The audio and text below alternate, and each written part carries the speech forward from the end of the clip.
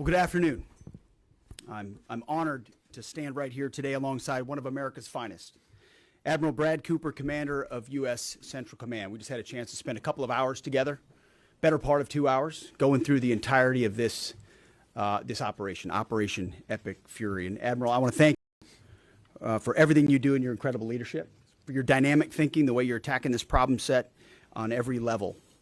In just days of Operation Epic Fury, you and your team have delivered nothing short of devastating, precise strikes, taking out the better part of Iran's Navy, making it combat ineffective, neutralizing missile sites and launchers, and establishing total dominance over the skies we fly over and seas we fly over. Our forces are executing with unmatched skill, and the mission is advancing decisively. This is the kind of no-nonsense, results-driven warfighting that America demands. And you're delivering it in spades. You are the man for this moment. Admiral Cooper, on behalf of the President, the Department of War, and every American watching, I want to thank you for the outstanding job you and CENTCOM are doing. Keep pressing the fight, and we are with you all the way. A few thoughts before I hand it over to the Admiral for an update. Iran is hoping that we cannot sustain this, which is a really bad miscalculation for the IRGC in Iran. You see, there's no shortage of American will here. We remember and honor our fallen, those 6 that we will soon welcome at Dover, who gave everything for their country in this mission. We remember them. But we remember them by rededicating ourselves even more fervently to this mission.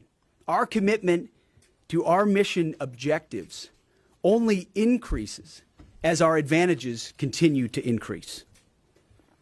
We've got no shortage of munitions. Our stockpiles of defensive and offensive weapons allow us to sustain this campaign as long as we need to. Again, our munition status only increases as our advantage increases. Our capabilities, we have only just begun to fight, and fight decisively. Having a chance to hear from Admiral Cooper, if you think you've seen something, just wait. The amount of combat power that's still flowing, that's still coming, that we'll be able to project over Iran is a multiples of what it currently is right now when you add up our capabilities and those of the Israeli Defense Forces. And we have no shortage of authorities. The Admiral knows we have clear objectives with maximum authorities on the battlefield. The dumb, politically correct wars of the past were the opposite of what we're doing here. They had vague objectives with restrictive, minimalist rules of engagement. No more. Our authorities, his authorities, CENTCOM's authorities through the President and myself are maxed out. Our capabilities are overwhelming and gathering still, as are those of our Israeli partners. Our munitions are full up, and our will is ironclad, which means our timeline is ours and ours alone to control.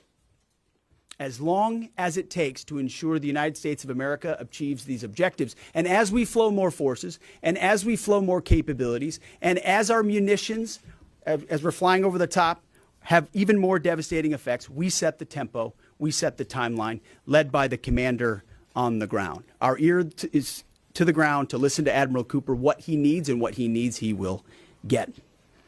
We are built for this fight, and we are in it to win it. And we have the right commander in the lead. So I'll now hand it over to Admiral Brad Cooper to give you an update right here from CENTCOM. Admiral.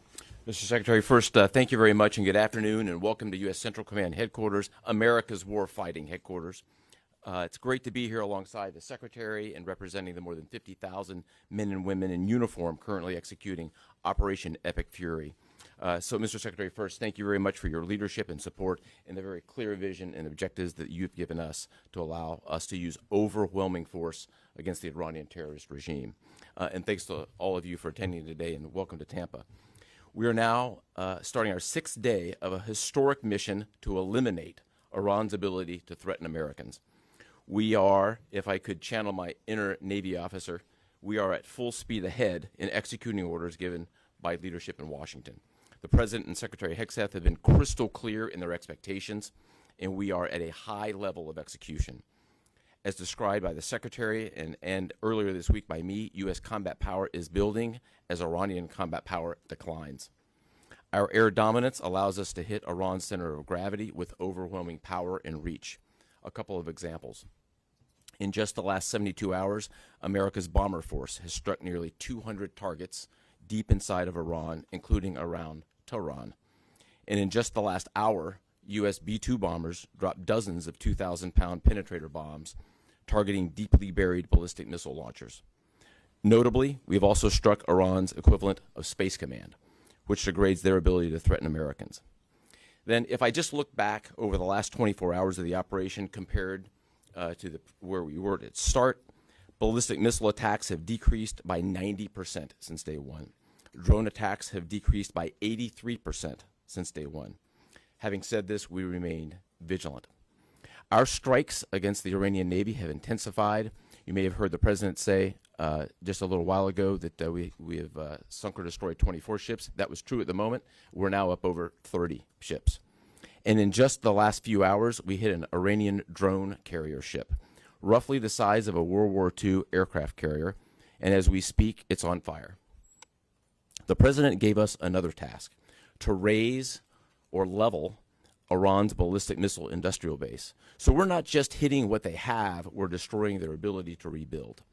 And so as we transition to the next phase of this operation, we will systemically dismantle Iran's missile production capability for the future, and that's absolutely in progress. This is going to take some time, but our forces are well supplied, as the Secretary said, and we are absolutely ready to prosecute this mission decisively. Our combined joint forces have relentlessly destroyed Iran's air defenses over the past few days, and they've continued hunting for more systems to kill. Our air defenders are operating at the very top of their game. I couldn't be prouder, shoulder to shoulder with our partners in the region in many cases, providing the most integrated air defense network in Middle East history. We are fighting to win. Through combined U.S. and Israeli combat power, we will continue decimating Iran's ability to project power outside its borders. And if I can just conclude by saying a strong salute to the brave men and women who are out on the pointy edge of this, really doing exceptional work. I just couldn't be prouder, and I know the American people share in that same pride. So thank you very much. Absolutely.